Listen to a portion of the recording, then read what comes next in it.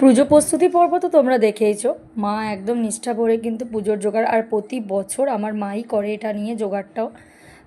কেননা মা খুব ভালো পুজোর এসব কাজ টাজগুলো মা খুব ভালো পারে। তো সবাই মোটামুটি আসছিল, এক এক করে পুজো দিয়ে চলে যাচ্ছিল, আবার অনেকে বসেও ছিল পুজোর জন্য, কারণ অঞ্জলি দেওয়ার ব্যাপার ছিল। এই ঠাকুরের নিয়ে অনেক স্মৃতি ছোট থেকে আমাদের মধ্যে রয়েছে। ছোটোবেলায় যখন মূর্তি পুজো হতো, আমরা সবাই মিলে চলে যেতাম আগের দিনকে ঠাকুর নিতে। তোমার ভ্যানে করে যেতাম ঠাকুর নিতে, আর সঙ্গে তো ঢাক তো থাকতোই, আর সাথে ভীষণ মজা, প্রচুর লোকজনের নিমন্ত্রণ থাকতো। আর আগাগোড়ায় কিন্তু বাড়িতে পুজোর দিন সন্ধেবেলায় প্রসাদ খিচুড়ি খাওয়ার কিন্তু ঢল আগে থেকেই ছিল। আমি ছোট থেকেই দেখে আসছি এটা। তখনও হালুইকর দিয়ে রান্না করা হয়েছে, এখনও সেটা করা হয়। প্রতিমাটা ছোট হতে পারে কিন্তু পুজোর কোনো ত্রুটি থাকে না। অনেক দূর দূর থেকে লোক আসে পুজো দিতে। আর মামার বাড়িতে এই মনসা বাড়ি নামে একটা প্রচলন আছে, ওখানে মোটামুটি সবাই কম বেশি চেনে।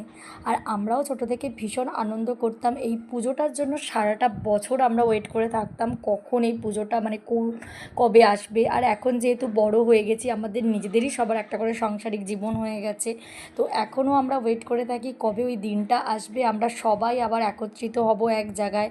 অনেক আনন্দ মজা ভীষণভাবে ভালোভাবে এনজয় করি। এতদিন ছোটো থেকে আমরা এনজয় করেছি, এখন আমাদের ছেলে মেয়েগুলো ছোটো থেকে ওরাও এই পুজো দেখে আসছে, এখন ওরাও ভীষণ আনন্দ করে। আর সবথেকে বড় কথা হলো, মামার বাড়িতে যখন কোনো অনুষ্ঠান হয়, সবাই আমরা চাতক পাখির মতো হাঁ করে বসে থাকি যে কবে একটা অনুষ্ঠান হবে আর সেই কবেটা আমরা যাব, সেখানে গিয়ে মন ভরে প্রাণ খুলে আনন্দ করব। সেখানে সারা রাত হয়তো ঠিকঠাক করে ঘুম হয় না, কেননা গল্প করতে করতে হা হা হু হু করতে করতেই আমাদের সময় চলে যায়। আর এখানে দেখো তো যজ্ঞ হচ্ছে, আর এই যজ্ঞের যে মানে অগ্নিকুণ্ডের যে অগ্নিটা, কী যে ভালো লাগে আমার দেখতে। যে কোনো পুজোর হোমযজ্ঞ হলে না আমার ভীষণ ভালো লাগে।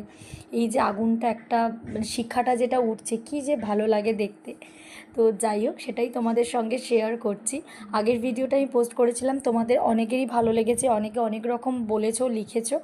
অনেক অনেক ধন্যবাদ তোমাদের সবাইকে। সবাই ভালো থেকো, মা মনসা সবার তোমাদের মনোবাঞ্ছা পূর্ণ করুক এবং সবাই ভালো থেকো। চলো তো, কেমন লাগলো অবশ্যই জানিও। আবারও দেখা হবে নেক্সট আর একটা ছোট্ট ভিডিওতে।